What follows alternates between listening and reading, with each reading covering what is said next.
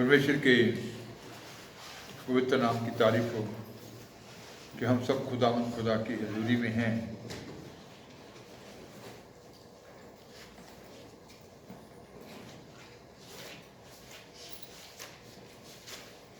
तो जो हम आराधना करते हैं, आज हम इस बात पे विचार करेंगे कि आराधना जो होती है, आराधना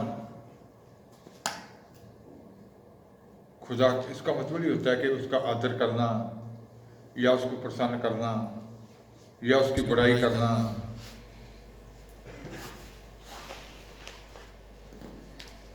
तो आराधना जब हम दिल से करते हैं तब हम उसका आदर करते हैं, बड़ाई करते हैं या उसको प्रसन्न करते हैं। तो लिखा गया है कि भजन संहिता 138 की 2, 99 बाब उसकी 9 आयत, 138 की 2।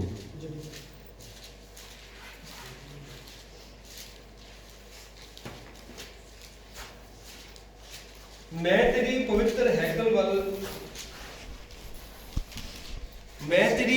हैकल ਵੱਲ ਮੱਥਾ ਟੇਕਾਂਗਾ ਅਤੇ ਮੈਂ ਤੇਰੀ ਦਇਆ ਦੇ ਕਾਰਨ ਤੇ ਤੇਰੀ ਵਫਾਦਾਰੀ ਦੇ ਕਾਰਨ ਤੇਰੇ ਨਾਮ ਦਾ ਧੰਨਵਾਦ ਕਰਾਂਗਾ, ਕਿਉਂ ਜੋ ਤੈਂ ਸਭ ਦੇ ਉੱਤੇ ਆਪਣੇ ਨਾਮ ਨੂੰ, ਆਪਣੇ ਵਚਨ ਨੂੰ ਵਡਿਆਇਆ। मैं तेरे पवित्र मंदिर की ओर दंडवत करूंगा और तेरी करुणा और सच्चाई के कारण मंदिर की ओर क्या करूंगा? दंडवत करूंगा। और तेरी करुणा और सच्चाई के कारण तेरे नाम का धन्यवाद करूंगा। करुणा और सच्चाई के कारण तेरे नाम का क्या करूंगा? धन्यवाद करूंगा। क्योंकि तूने अपने वचन को अपने बड़े नाम से अधिक महत्व दिया है। तूने अपने वचन को अपने बड़े नाम से क्या दिया है? अधिक महत्व दिया है। तो इसका मतलब है कि हमें फिर दिल से आराधना करनी चाहिए, उसको दंडवत करना चाहिए,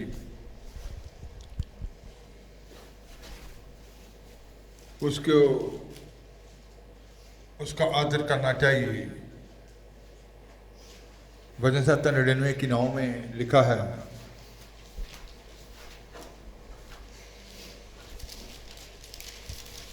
ਯਹੋਵਾ ਸਾਡੇ ਪਰਮੇਸ਼ਰ ਦੀ ਬਜ਼ੁਰਗੀ ਕਰੋ ਅਤੇ ਉਹਦੇ ਪਵਿੱਤਰ ਪਹਾੜ ਉੱਤੇ ਮੱਥਾ ਟੇਕੋ, ਕਿਉਂ ਜੋ ਯਹੋਵਾ ਸਾਡਾ ਪਰਮੇਸ਼ਰ ਪਵਿੱਤਰ है। हमारे परमेश्वर यहोवा को सराहो।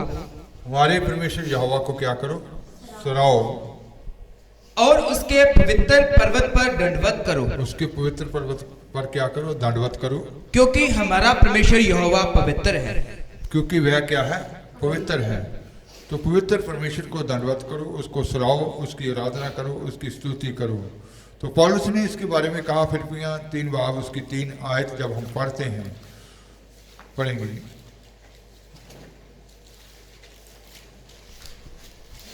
ਕਿਉਂ ਜੋ ਸੁਣਤੀ ਤਾਂ ਅਸੀਂ ਹਾਂ ਜਿਹੜੇ ਪਰਮੇਸ਼ਰ ਦੇ ਆਤਮਾ ਨਾਲ ਭਜਨ ਕਰਦੇ ਹਾਂ ਅਤੇ ਮਸੀਹ ਯਿਸੂ ਦੇ ਉੱਤੇ ਅਭਿਮਾਨ ਕਰਦੇ ਹਾਂ ਅਤੇ ਸਰੀਰ ਦਾ ਆਸਰਾ ਨਹੀਂ ਰੱਖਦੇ। 3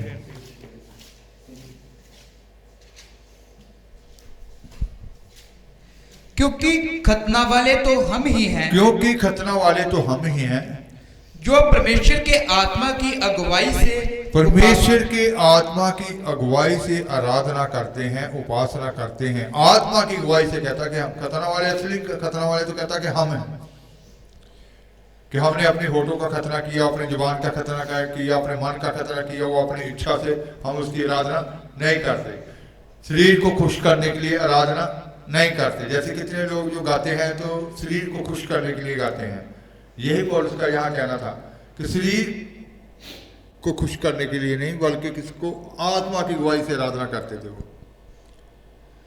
और मसीह यीशु पर घमंड करते हैं और शरीर पर भरोसा नहीं रखते। शरीर पर भरोसा नहीं रखते। हम आत्मा की अगुवाई से ही क्या करते हैं?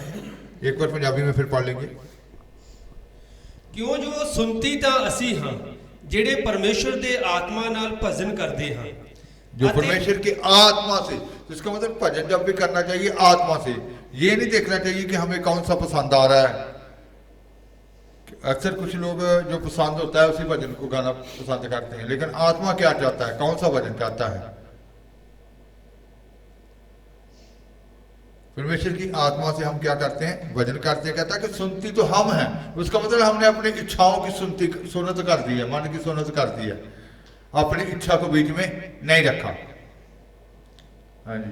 ਅਤੇ ਮਸੀਹ ਯਿਸੂ ਉਤੇ ਅਪਮਾਨ ਕਰਦੇ ਹਾਂ ਅਤੇ ਸਰੀਰ ਦਾ ਆਸਰਾ ਨਹੀਂ ਰੱਖਦੇ। मसीह यीशु के ऊपर ही अवमान करते हैं, शरीर के ऊपर आसरा नहीं रखते।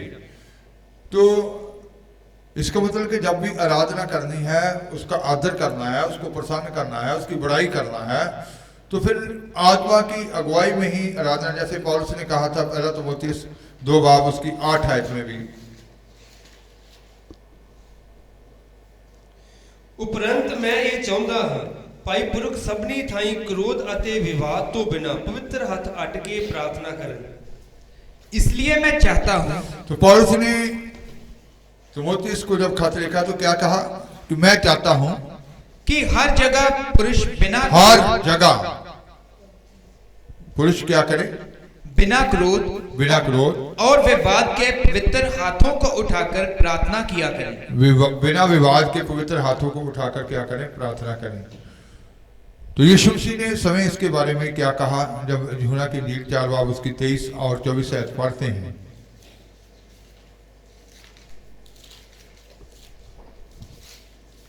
ਪਰ ਉਹ ਸਮਾਂ ਆਉਂਦਾ ਹੈ, ਸਗੋਂ ਹੁਣੇ ਹੈ, ਜੋ ਸੱਚੇ ਭਗਤ ਆਤਮਾ ਔਰ ਸਚਾਈ ਨਾਲ ਪਿਤਾ ਦੀ ਭਗਤੀ ਕਰਨਗੇ, ਕਿਉਂਕਿ ਪਿਤਾ ਇਹੋ ਜਿਹੇ ਭਗਤਾਂ ਨੂੰ ਚਾਹੁੰਦਾ ਹੈ।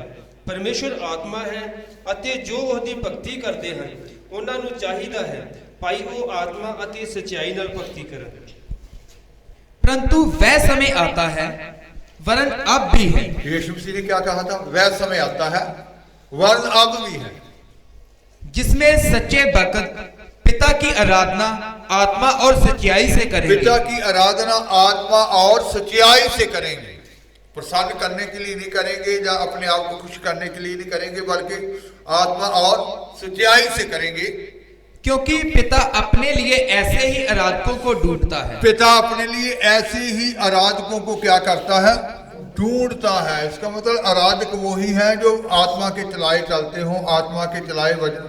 कितने शारीरिक लोगों ने, दुनियावी लोगों ने बड़े ज्ञान से अच्छे गीत लिखे होते हैं, लेकिन आत्मा उनकी गवाही नहीं करता गाने के लिए। इसका मतलब आत्मा से नहीं लिखे जाते। दुनियावी अकल से कुछ वजन लिखे जाते हैं, लेकिन वो जब एक बार अगर गा भी लेंगे तो दूसरी बार उसको गाने को दिल नहीं करेगा। तो इसका मतलब आत्मा जो लिखाता है, आत्मा जो चाहता है, असल वही आराधना है। तो प्रभु यीशु मसीह भी, पिता भी ऐसे आराधकों को क्या करते हैं? ढूंढते हैं, ऐसे आराधकों को चाहते हैं। तो आराधना वही है जो रूह और सच्चाई से की जाए, रूह से आत्मा की आवाज को सुनकर। जब भी हमने गाना है जो पवित्र आत्मा चाहते हैं। अक्सर मैं कई बार बताता हूँ कि कई बार क्या होता है कि आत्मा की इच्छा होती है कि ये एक अंतरा ही गाया जाए इस भजन से। तो कई बार जब मैं अकेला शुरू कर देता हूँ तो ये दूसरा तीसरा भी शुरू कर देते हैं। तो उसमें आत्मा का एक योजना होती है। क्या योजना होती है कि वही काम जरूरत है, उस कलीसिया जो लोग हैं उसी शब्दों की जरूरत है, और वही शब्द उनके बीच में क्या करेंगे? लोगों को तोड़ेंगे, लोगों के बीच में क्या करेंगे? कार्य करेंगे। तो इसका मतलब है कि आत्मा से आराधना करनी, सच्चाई से आराधना करनी, आत्मा कितना चाहता है उतनी आराधना करनी। तो आत्मा की आवाज सुनकर, जैसे पौलुस ने क्या कि सुनती तो हम हैं, इसका मतलब उन्होंने अपनी इच्छा की क्या कर दी? सुन्नत कर दी कि नहीं, जितना आत्मा चाह रहा है, जैसे आत्मा चाह रहा है वैसे हम करेंगे। तो परमेश्वर आत्मा और सच्चाई से भक्ति करने वालों को, आराधकों को क्या करते हैं? ढूंढते हैं। जी पढ़ेंगे, पूरा करेंगे 23-24। परमेश्वर आत्मा है और अवश्य है कि उसकी आराधना करने वाले आत्मा और सच्चाई से आराधना करें। आत्मा और सच्चाई से क्या करें? आराधना करें। इब्रानी में जैसे हम हिंदी में आराधना कहते हैं, इब्रानी में इस शब्द को थासाह कहते हैं। उसका मतलब ही होता है झुक जाना, दंडवत करना।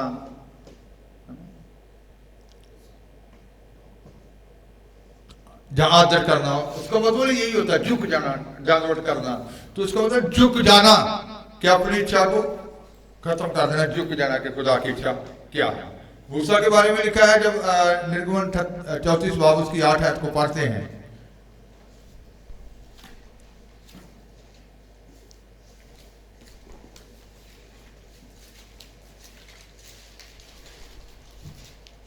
ਤਾਂ मूसा ने छेती करके अपना सीस धरती उत्ते नवाया अते मत्था टेकिया। तब मूसा ने तुरंत पृथ्वी की ओर झुककर दंडवत किया। मूसा ने तुरंत पृथ्वी की ओर झुककर क्या किया? दंडवत किया। मूसा ने तुरंत पृथ्वी की ओर झुककर क्या किया? दंडवत किया। तो इसका मतलब है कि उसका आदर करना, जैसे 3 मयूसी जो थे, जो जोशी थे, जब यीशु मसीह के बारे में उनको मालूम हुआ कि संसार का मुक्तिदाता जो पैदा हुआ है, जब वो उससे मिलने के लिए निकले तो भेंट चढ़ाने के लिए जब आए तो कैसे उन्होंने आदर किया? मत्ती 2:11 पढ़ेंगे। ਅਤੇ ਉਹਨਾਂ ਨੇ ਉਸ ਘਰ ਵਿੱਚ ਜਾ ਕੇ ਬਾਲਕ ਨੂੰ ਉਹਦੀ ਮਾਤਾ ਮਰੀਅਮ ਦੇ ਨਾਲ ਡਿਠਾ ਔਰ ਪੈਰੀ ਪੈ ਕੇ ਉਹਨੂੰ ਮੱਥਾ ਟੇਕਿਆ ਅਤੇ ਆਪਣੀਆਂ ਥੈਲੀਆਂ ਖੋਲ ਕੇ ਸੋਨਾ ਅਤੇ ਲੋਬਾਨ ਅਤੇ ਗੰਧਰਸ ਉਹਦੀ ਭੇਂਟ ਕੀਤੀ। उन्होंने उस घर में पहुंचकर उस बालक को उसकी माता मरियम के साथ देखा। उस बालक को उसकी माता मरियम के साथ देखा और मुंह के बल गिरकर, ये लोग कोई आम लोग नहीं थे, ये लोग कोई आम लोग नहीं थे, ज्ञानी लोग थे जिन्होंने अपने ज्योतिष से जान लिया था कि संसार में कुछ अचरज होने वाला है, कोई संसार में कुछ ऐसा कार्य होने वाला है, संसार में जो मुक्तिदाता आने वाला था उसके बारे में वो जान चुके थे। और कितनी दूर से वो चलकर आए।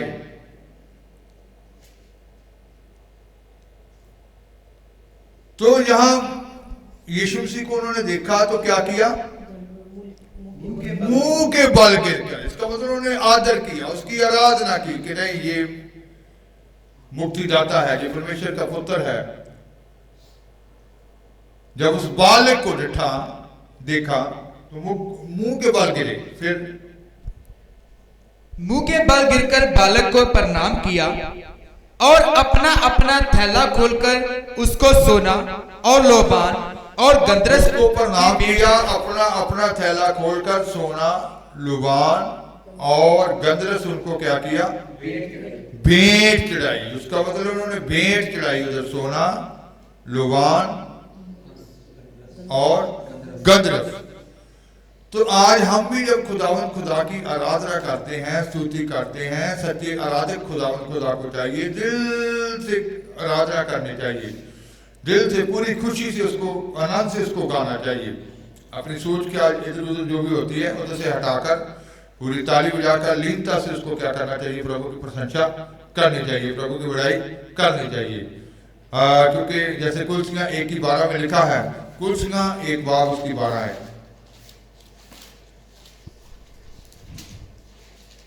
ਅਤੇ ਪਿਤਾ ਦਾ ਧੰਨਵਾਦ ਕਰਦੇ ਰਹੋ ਜਿਨ ਸਾਨੂੰ ਇਸ ਯੋਗ ਬਣਾਇਆ ਭਾਈ ਚਾਨਣ ਵਿੱਚ ਸੰਤਾਂ ਦੇ ਵਿਰਸੇ ਦੇ ਪੱਤੀਦਾਰ ਹੋਈ। और पिता का धन्यवाद करते रहो। पिता का धन्यवाद करते रहो। पौलुस ने क्या कहा कि उसका धन्यवाद करते रहो हमेशा। इसलिए धन्यवाद करते रहो, इसलिए उसकी प्रशंसा करते रहो, इसलिए उसका आदर करते रहो, इसलिए उसको धन्यवाद की भेंट चढ़ाते रहो। क्यों? जिसने हमें इस योग्य बनाया, जिसने हमें इस योग्य बनाया कि ज्योति में पवित्र लोगों के साथ, क्योंकि जब इंसान पाप में होता है, जब हम पाप में थे तो हम उन लोगों के साथ बैठने के योग नहीं थे, पवित्र संतों के भागीदार बनाया। वहां पूरा कर लेंगे। ज्योति में पवित्र लोगों के साथ मिरास में सहभागी हूं। ज्योति में पवित्र लोगों के साथ मिरास में क्या हो जाए? सहभागी हो जाए, उस मिरास के भागीदार बनाया। तुझे हमारे अंदर कोई खूबी और लियाकत नहीं, जहां इंसान के अंदर कोई भी खूबी लियाकत नहीं, इसीलिए कहा गया है कि तुमने मुझे नहीं चुना, मैंने तुमको क्या कर लिया है? चुन लिया है। ये अनुग्रह है, उसकी दया है। कि उसने हमको चुना है। अगर हम हमको चुना है तो फिर हम पूरी तरह से हमें क्या होना चाहिए, समर्पित हो जाना चाहिए, दिल से उसका आदर करना चाहिए कि खुदा हम इस योग्य नहीं थे। आज किसी गरीब आदमी को कोई अच्छी जॉब मिल जाए, कोई बीच में कोई मंत्री या कोई अफसर उसके ऊपर बुराई कर दे कि चलो मैं पैसा भी खर्च कर देता हूँ, आपको अच्छी जॉब दिला देता हूँ, तो वो सारी उम्र क्या करता रहेगा, उसका धन्यवाद करता रहेगा कि मैं कहा था जी इस लायक।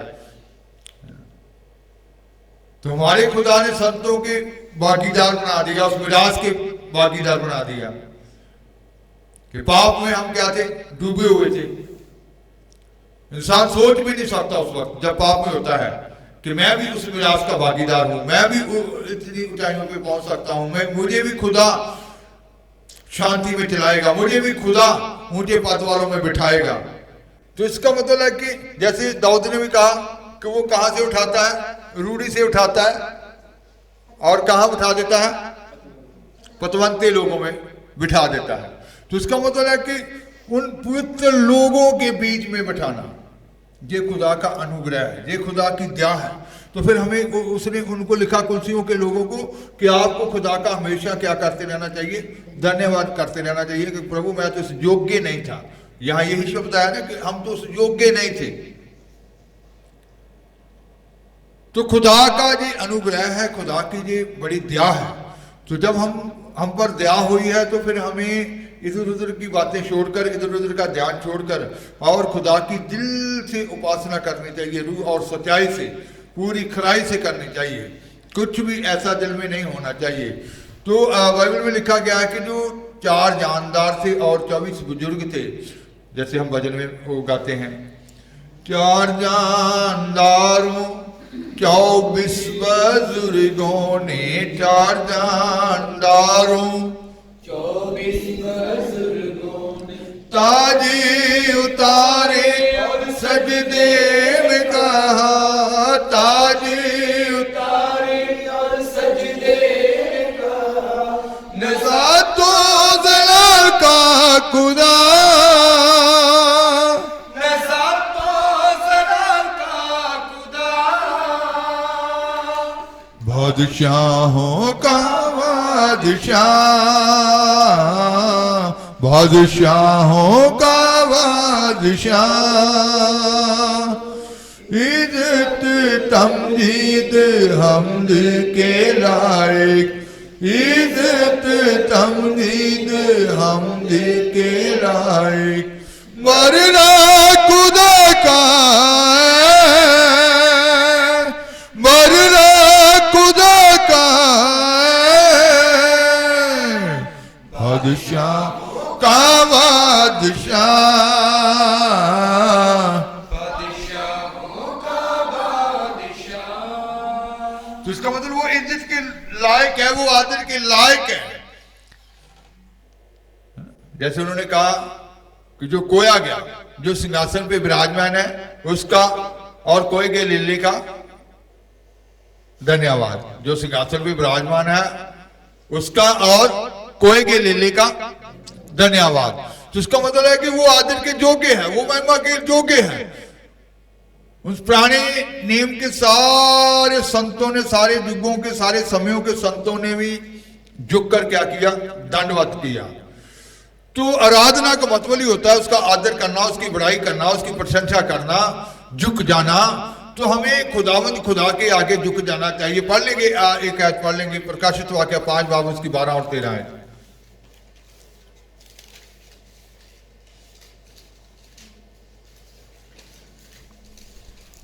ਅਤੇ ਉਹ ਵੱਡੀ ਆਵਾਜ਼ ਨਾਲ ਇਹ ਆਖਦੇ ਸਨ, ਲੇਲਾ ਜਿਹੜਾ ਕੋਇਆ ਗਿਆ ਸੀ, ਸਮਰੱਥਾ, ਧਨ, ਬੁੱਧ, ਸ਼ਕਤੀ, ਮਾਨ, ਮਹਿਮਾ ਅਤੇ ਧੰਨਵਾਦ ਲੈਣ ਦੇ ਯੋਗ ਹੈ। ਹਰੇਕ ਸ੍ਰਿਸ਼ਟ ਨੂੰ ਜੋ ਸੁਰਗ ਵਿੱਚ ਅਤੇ ਧਰਤੀ ਉੱਤੇ ਅਤੇ ਧਰਤੀ ਦੇ ਹੇਠ ਅਤੇ ਸਮੁੰਦਰ ਉੱਤੇ ਹੈ ਅਤੇ ਸਭੇ ਜੋ ਉਹਨਾਂ ਦੇ ਵਿੱਚ ਹਨ, ਮੈਂ ਇਹ ਆਖਦੇ ਸੁਣਿਆ, ਜਿਹੜਾ ਸਿੰਘਾਸਨ ਉੱਤੇ ਬਿਰਾਜਮਾਨ ਹੈ, ਉਹਦਾ ਅਤੇ ਲੇਲੇ ਦਾ ਧੰਨਵਾਦ, ਮਾਨ, ਮਹਿਮਾ, पराक्रम जुगो जुग होवे। और वह ऊंचे शब्द से कहते थे, क्या कहते थे वो 4 जानदार 24 बुजुर्ग, क्या कहते थे? वध किया हुआ मेमना ही सामर्थ्य और धन, वध किया हुआ मेमना, खोया गया मेमना कुर्बान हुआ हमारा प्रभु यीशु मसीह, क्या लेने के योग्य है?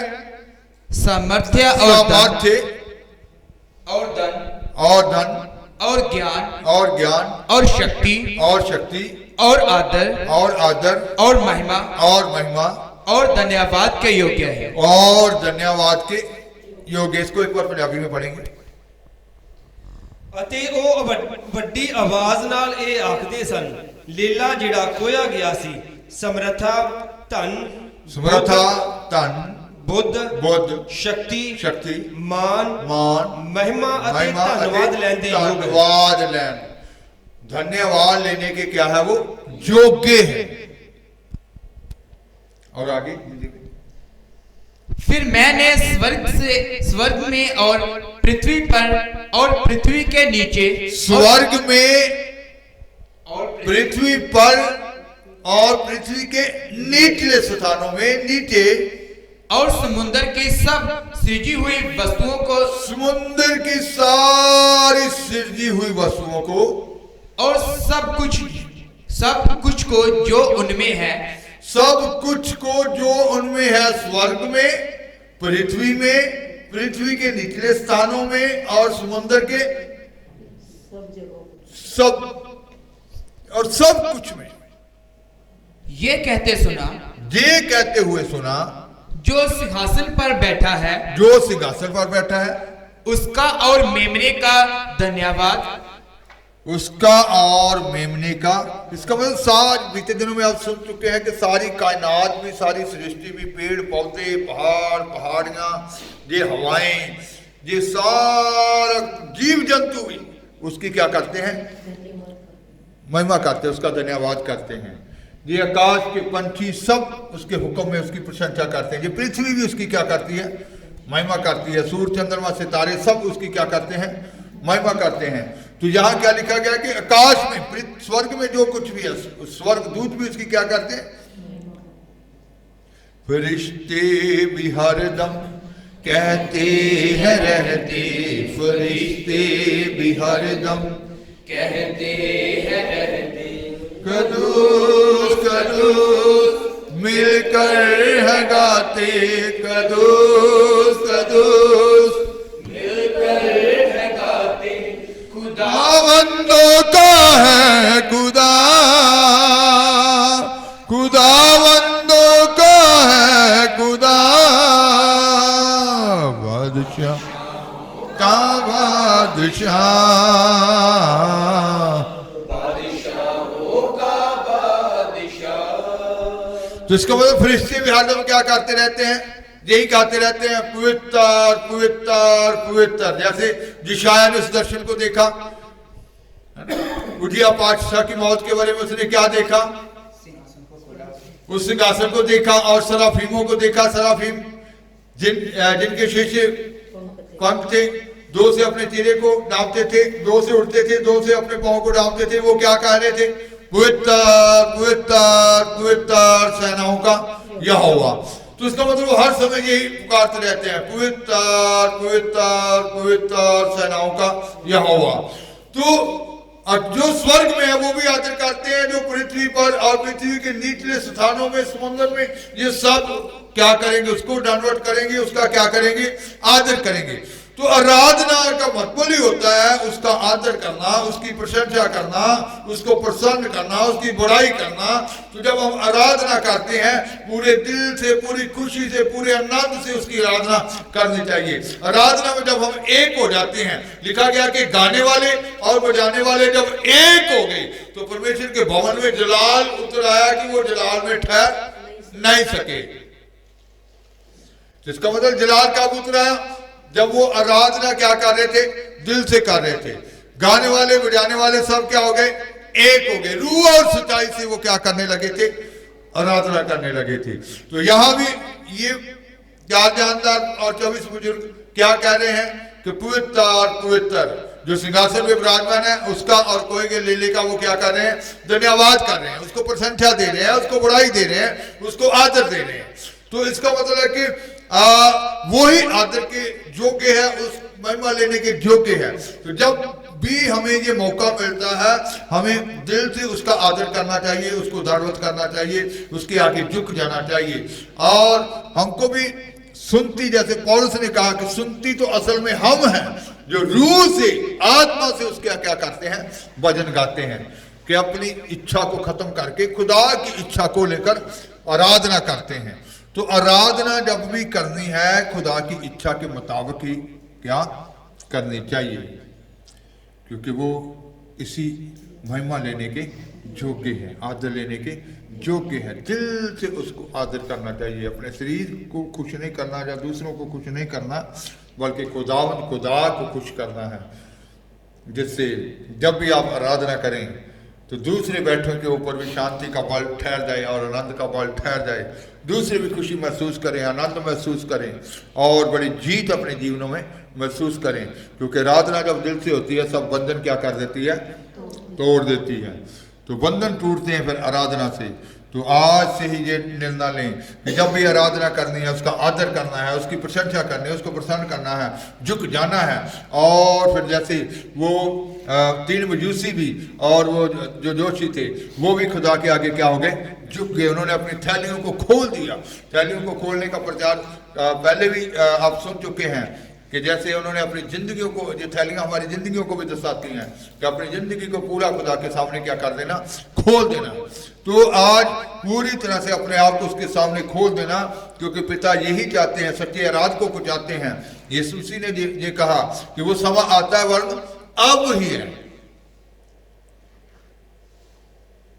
कि सच्चे लोग रूह और सच्चाई से उसके लोग क्या करेंगे, उसकी आराधना करेंगे। पिता ऐसे आराधकों को ही क्या करते हैं, ढूंढते हैं। तो आराधना करनी है, दिल से करनी है, खुदा की महिमा करनी है, दिल से करनी है, पूरी तन मन से करनी है। जब हम एक हो जाते हैं आराधना करते वक्त, तो फिर खुदा का कार्य, बड़ा कार्य खुदा के लोगों के जीवन में होता है, उन दुखी लोगों के जीवन में होता है, उन पापी लोगों के जीवन में होता है, उन जकड़े हुए लोगों के जीवन में होता है। वो सब के सब क्या पाते हैं, छुटकारा पाते हैं, वो सब के सब आज़ाद होते हैं। तो जब भी आराधना करने का मौका मिले तो पूरे दिल से उसका आदर करो, उसकी प्रशंसा करो, उसकी बड़ाई करो, क्योंकि वो आदर और महिमा लेने के क्या है, वो आदर लेने के योग्य है, वो महिमा लेने के योग्य है, वो प्रशंसा लेने के योग्य है। वो बार बार यही पुकार रहे थे, पवित्र पवित्र पवित्र पवित्र पवित्र। 4 जानदार कैसे पुकार रहे थे, एक ऐसे पढ़ेंगे, 4 बाब, प्रकाशित वाक्य 4 बाब, उसकी 7 ऐसे।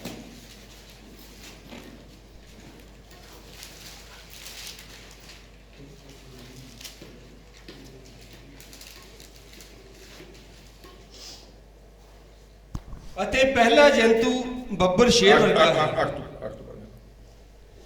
ਅਤੇ ਉਹ ਚਾਰੇ ਜੰਤੂ ਜਿਨ੍ਹਾਂ ਵਿੱਚੋਂ ਹਰੇਕ ਦੇ 6 ਖੰਭ ਹਨ, ਦੁਆਲਿਓਂ ਅਤੇ ਅੰਦਰੋਂ ਅੱਖੀਆਂ ਨਾਲ ਭਰੇ ਹੋਏ ਹਨ, ਅਤੇ ਉਹ ਰਾਤ ਦਿਨ ਇਹ ਕਹਿਣ ਤੋਂ ਸਾਹ ਨਹੀਂ ਲੈਂਦੇ, ਪਵਿੱਤਰ ਪਵਿੱਤਰ ਪਵਿੱਤਰ ਹੈ ਪ੍ਰਭੂ ਪਰਮੇਸ਼ਵਰ ਸਰਬ ਸ਼ਕਤੀਮਾਨ, ਜਿਹੜਾ ਹੈ ਸੀ ਅਤੇ ਹੈ ਅਤੇ ਆਉਣ वाला है। चारों प्राणियों के 6 पंख हैं और चारों ओर और भीतर आंखें ही आंखें हैं, और वह रात दिन बिना विश्राम लिए ये कहते रात हैं, दिन बिना विश्राम लिए क्या कहते हैं, पवित्र पवित्र पवित्र पवित्र प्रभु परमेश्वर सर्वशक्तिमान जो था और जो है और जो आने वाला है। तो वो रात दिन एक ही बात पुकार रहे हैं, पवित्र पवित्र पवित्र। प्रभु परमेश्वर सर्वशक्तिमान परमेश्वर जो था, जो है, जो आने वाला है। इसका मतलब हर समय उसकी बड़ाई करते रहते, तो हमें भी हर समय उसकी बड़ाई करते रहना चाहिए, धन्यवाद करते रहना चाहिए, उसका आदर करते रहना चाहिए। वाक्य बंद करेंगे, दुआ की